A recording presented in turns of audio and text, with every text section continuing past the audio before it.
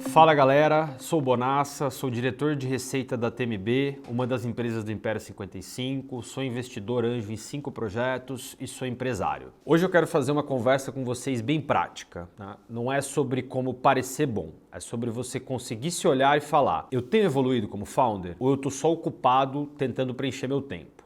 E só para alinhar, isso daqui não é uma aula de produto, não é uma aula de MVP, não é uma aula de entrevista com usuário, não é uma aula de entrevista com fundos de investimento. Hoje é só uma coisa, Founder DNA, o DNA do Founder, o conjunto de comportamentos que com o tempo você faz o investidor confiar em você e investir em você. No final você vai sair com uma página, com um exercício que você vai se dar uma nota e você vai escolher uma coisa para treinar nessa semana. A ideia é fazer algo bem prático aqui para você conseguir colocar em prática na sua empresa. Você consegue me responder sem enrolar? Primeiro aqui a gente vai fazer um teste rápido, o teste do elevador, o famoso elevator pitch. Se eu te encontro no elevador e pergunto: e aí, como é que está a sua startup? Você consegue responder sem me enrolar? E aqui eu quero 5 coisas principais. Quantos usuários ativos você tem hoje na base?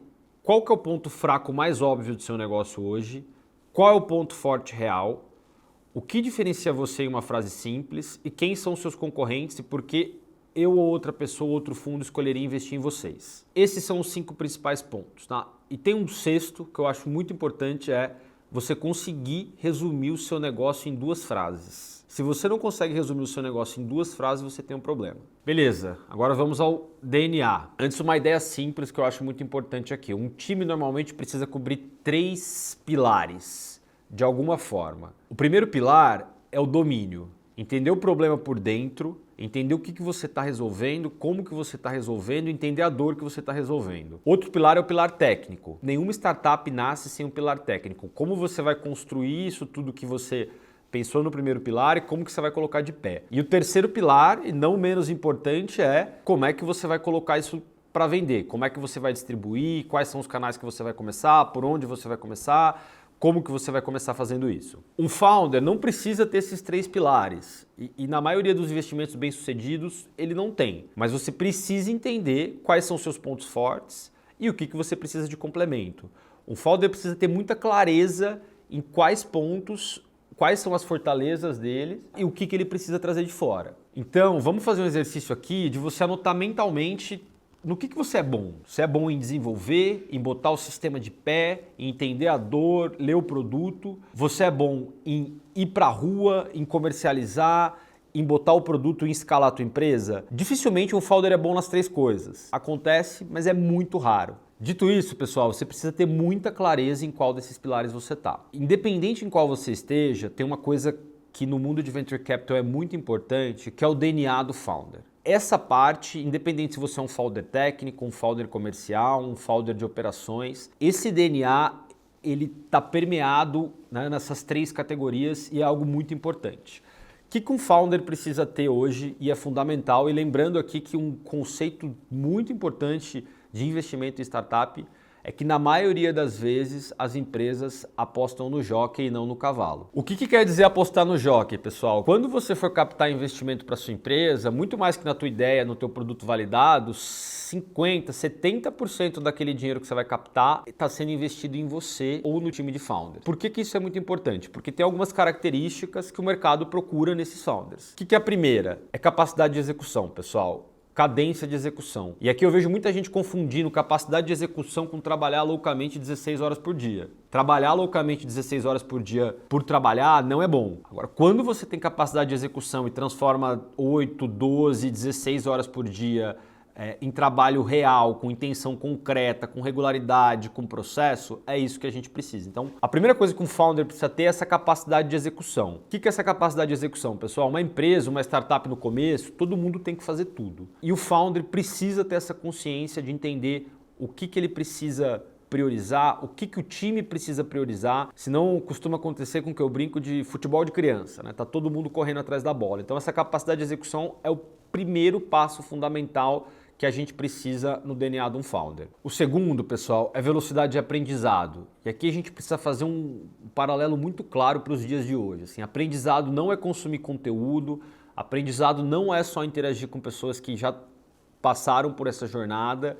Aprendizado é conseguir absorver e aplicar. No começo, você vai esbarrar em todo tipo de problema, em todo tipo de buraco, programação, marketing, comercial, desafios com equipe, é super normal. A diferença, pessoal, é que você tem um buraco na sua frente, o quão rápido você consegue encontrar uma solução para passar desse buraco, ou você simplesmente trava ali. Né? Vamos fazer um teste bem rápido aqui. O que você aprendeu de novo nos últimos 7 dias? E faça uma provocação. O que você aprendeu de novo nos últimos 7 dias relacionado à inteligência artificial? E o que de diferente você fez com isso? Se você não tem a resposta para essas perguntas, se você não aprendeu nada de inteligência artificial nos últimos 7, 15, 30 dias, isso com certeza é um problema. E por que é um problema? Porque não é esse o tipo de DNA que os fundos, que os investidores estão procurando num founder. Então, essa velocidade de aprendizado e hoje isso muito relacionado com inteligência artificial, capacidade de execução, é fundamental para um fundador ter isso no DNA.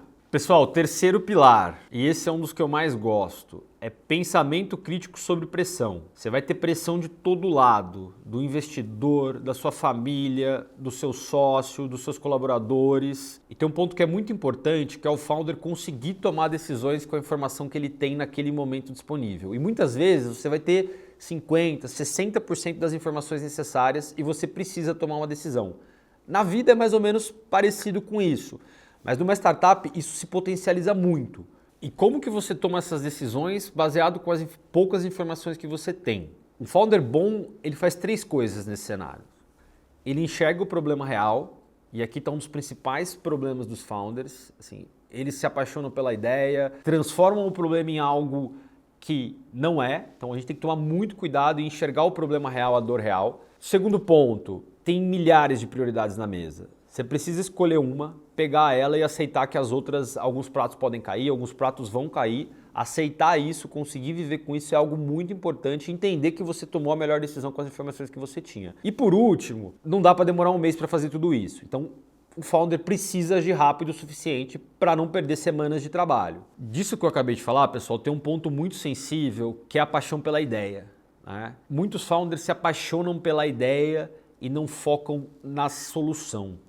E isso é um dos grandes problemas que eu vejo muitas startups quebrando e não captando investimento. E como que você resolve isso? Eu tenho algumas formas bem rápidas. Uma delas é conversando com investidores, conversando com quem já passou por essa jornada, conversando com seus sócios e o mais recente é conversando com alguma inteligência artificial, ChatGPT, Gemini da vida. Ele te ajuda muito nessa reflexão. Acho que um founder tem que tomar muito cuidado para não se apaixonar pela ideia e se perder nisso. Porque um founder bom muda a hipótese quando precisa sem nenhum drama. Pessoal, e o quarto pilar é um pilar que não é só importante na vida de um founder, é importante na vida de qualquer ser humano que convive em sociedade. E eu tenho uma teoria que 99% dos problemas do mundo poderiam ser resolvidos se a gente fizesse isso melhor, se a gente se comunicasse melhor. É o pilar de comunicação. Comunicação e colaboração. E muita gente confunde isso aqui com carisma. Comunicação e colaboração claras não são carisma. As melhores pessoas que eu já trabalhei, já tive em projetos, já investi, não são carismáticas, mas têm uma comunicação muito clara e muito eficiente que conseguem arrastar o time. É ter clareza nos alinhamentos, é conseguir explicar de forma simples, né? Lembra que eu falei lá no começo, você precisa conseguir explicar a sua empresa em 2 frases. Precisa conseguir entender com o time o que vocês estão fazendo, isso é prioridade agora. Precisa conseguir convencer o time que aquela prioridade que o time está trabalhando é a melhor prioridade para aquela semana. Conseguir entender o que mudou de uma semana para outra. Essa comunicação foi efetiva? Colaboração, pessoal, não é traço de personalidade, é comportamento. E é nesse momento que você molda que tipo de empresa que você está querendo construir. Né? E de novo, não tem a ver com ser extrovertido ou introvertido. Tem a ver com você conseguir pedir ajuda na hora certa, conversar com as pessoas certas. E principalmente tem a ver com você conseguir mobilizar quem está com você para sair do outro lado. E na parte de comunicação, pessoal, todo time de founders que eu conheci até hoje tem pelo menos um founder que se comunica bem. Eu já conheci founders que não têm uma comunicação excepcional, mas estão focados na parte mais técnica, na parte operacional. Mas se você está montando uma startup, pretende captar com fundos de investimentos, o time de fundadores precisa ter pelo menos uma pessoa que é muito bom nesse pilar de comunicação. Passados os 4 pilares, pessoal, tem um comportamento que permeia esses 4 pilares que é muito importante, especialmente num time de fundadores para o fundador que foi escolhido para liderar a empresa, né? Que é a permissão para errar, né? E a capacidade de receber esse feedback e através desse feedback ajustar rápido, corrigir rápido o que precisa ser corrigido. O que acontece muito, especialmente com founders de primeira viagem, é que eles entram na defensiva. Não, meu produto é bom, meu app é bacana, ouço muito, eu não tenho nenhum cliente, mas minha tese é muito boa. Por mais que o feedback nesses casos seja, mas você precisa ter 50, 100 clientes para validar a tese. Então, o que não pode acontecer, especialmente no momento de captação e no começo da jornada de startups, pessoal, você ter um founder no modo defensivo, né? Um founder que esconde os problemas, que fica tentando argumentar para simplesmente ganhar um argumento. Vamos lembrar que vocês, o time de fundadores, são os donos do negócio. Vocês decidem, vocês executam, vocês ouvem, vocês voltam para os investidores com o que foi feito. Então não tem por que você entrar nessa defensiva. O negócio é de vocês estão apostando tudo nesse negócio. Então, pessoal, acho que para fechar com esse padrão de comportamento transversal aos 4 pilares, o que um founder precisa entender é, tá tudo bem um founder errar. O principal ponto é como ele vai reagir, não com esse erro somente, mas com as críticas, com as sugestões, com o time, como que seus investidores vão reagir com esses erros. Então, esse é um comportamento que permeia esses 4 pilares que é fundamental para quem quer construir uma startup. Vamos lá, pessoal. Agora que vocês já sabem qual que é o DNA esperado de um founder, vamos fazer um exercício bem prático aqui. Vamos pegar papel e caneta, vai ser bem rápido. Vamos lá. Você vai se dar uma nota de 0 a 2 em cada um dos blocos, onde 0 é não aparece, 1 é às vezes aparece e 2 é consistente, ou seja, aparece sempre. Aqui, pessoal, a gente precisa ser muito honesto ao fazer esse exercício. Vocês que estão tocando a empresa, vocês que vão estar no dia a dia dessa empresa. Então, honestidade nua e crua é algo muito importante aqui. Então, vamos lá, pessoal. Entregas reais que a gente teve na semana passada do que você tinha planejado na semana anterior. 0. Não entreguei nada, fiquei no caos, no furacão. 1. Entreguei uma parte, metade do que eu tinha proposto. 2. Entreguei acima de 80%, 90% do que eu tinha proposto. O segundo é velocidade de aprendizado e aplicação. Vamos lá, usando o exemplo da semana passada. Na semana passada eu aprendi algo novo e apliquei isso. Se não teve nada de novo, é 0. Aprendi alguma coisa nova, aprendi a usar um agente para me ajudar num processo. É 1. Não, eu aprendi a usar o Cloud Code para fazer multiagente e resolver um processo inteiro que eu tinha na minha empresa. É 2. Vamos lá, pessoal. Terceiro pilar, tomada de decisão difícil, né? Usando a semana passada de exemplo. Eu tomei alguma decisão difícil na semana passada? Se eu não tomei nenhuma, é 0. Se eu tomei alguma decisão difícil, é 1. Se eu tomei várias decisões difíceis, é 2. E aqui, pessoal, a vida de startup e a vida de founder é tomar decisão difícil o tempo todo. Por último, pessoal, é o pilar da comunicação. E eu tenho uma clareza muito grande que toda startup que eu investi, que eu acompanho, que deu certo, alguém no time de fundadores tem uma capacidade muito forte de comunicação. Por que isso? Como é que a gente vai fazer esse exercício aqui com capacidade de comunicação? Prioridade da semana passada do time está clara? Sim ou não? Vou fazer um exercício essa semana. Vou chamar o time. Pessoal, quais que eram as prioridades da semana passada? Todo mundo tem clareza que entregou 10, 20, 50, 100% das prioridades? Então, de novo, se ninguém tem clareza é 0, se tem alguma clareza é 1, se tem total clareza é 2. E aqui, pessoal, comunicação é o problema da humanidade desde que o mundo é mundo. A gente tem que tomar muito cuidado para a gente não achar que a gente é bom de comunicação, porque sempre tem oportunidade para melhorar. Por último, pessoal, para fechar esse exercício, eu gosto muito do exercício de como é que eu reagi ao feedback que eu ouvi. De novo, né? Um investidor veio, me deu um feedback, eu respondi para ele na hora, imediatamente, estava com a resposta pronta. É 0, pessoal. Aqui a gente precisa de processar. A tomada de decisão tem que ser rápida, mas ela não pode ser impulsiva. Então, respondi na hora, impulsivo, com o que eu já tinha pré-formatado na minha cabeça, é 0. Poxa, argumentei, discuti com ele, é 1. Não, argumentei, discuti, trouxe a ideia para casa para maturar a ideia e voltei. É 2, pessoal. Então, de novo, né?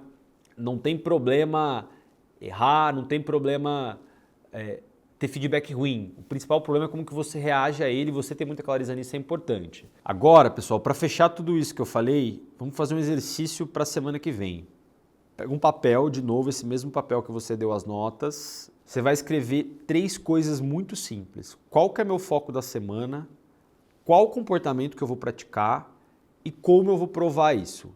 E por que esse exercício simples, esse placar funciona, pessoal? Porque é uma forma de você acompanhar toda semana o que você está fazendo, o que você está evoluindo. E esse exercício simples, pessoal, ele só funciona se vocês praticarem toda semana. Por quê, pessoal? Porque é preciso ter consistência, né? O investidor não investe num único dia bom do founder que ele está motivado, engajado, trabalhou 16 horas naquele dia. O investidor investe em padrão, o investidor investe em consistência, o investidor investe em dados. E mais do que tudo isso, pessoal, o investidor investe principalmente no jockey e não no cavalo.